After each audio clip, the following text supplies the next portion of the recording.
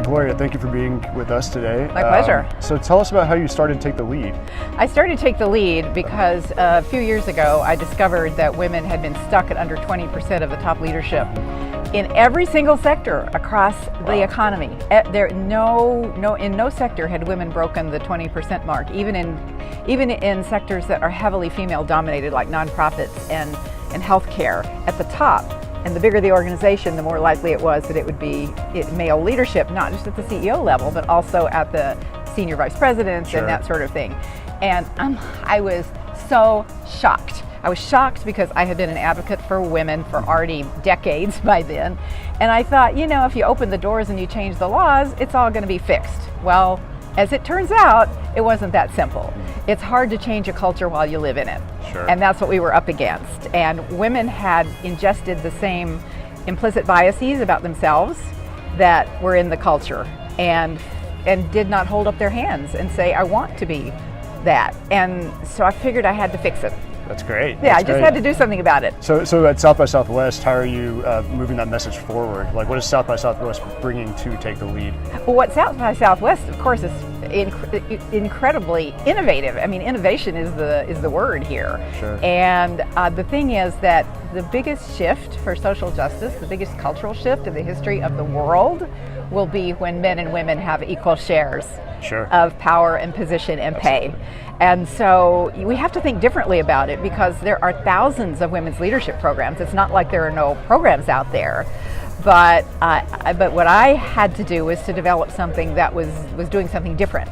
That was actually, I could see visibly and measure that we were giving women breakthroughs in their ambitions, in their intentions about what they could be and what they could do, and then give them the skills in order to get there and help them make a plan for doing it.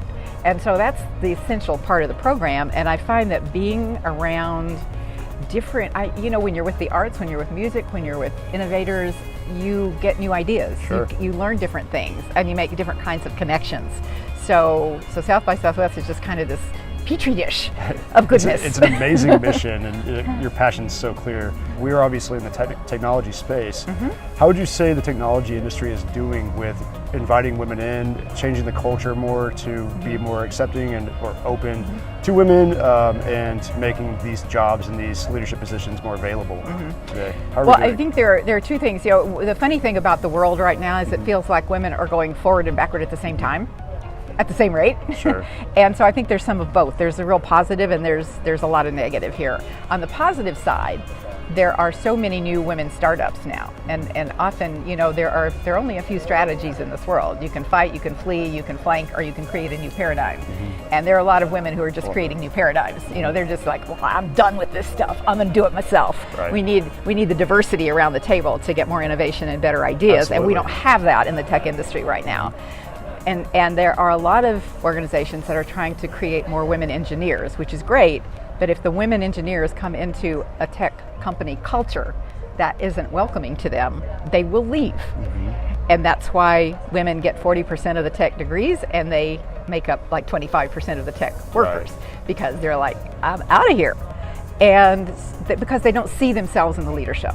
Would you say that the culture is a major hurdle still then, one that needs to be dealt with in the technology industry? Yes, the culture is a major hurdle. It needs to be dealt with, and you need to deal with it in multiple ways. Number one, what I do is I help women know, number one, that they can change it and that they have the tools to do that.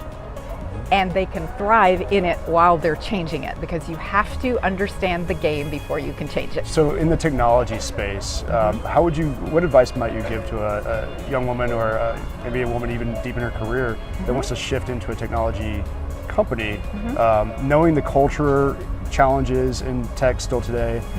What advice might you give them trying to get into this field? Well, from having a life in social justice movements primarily, the advice I would always give is, if this is what your passion is, then find a way to do it.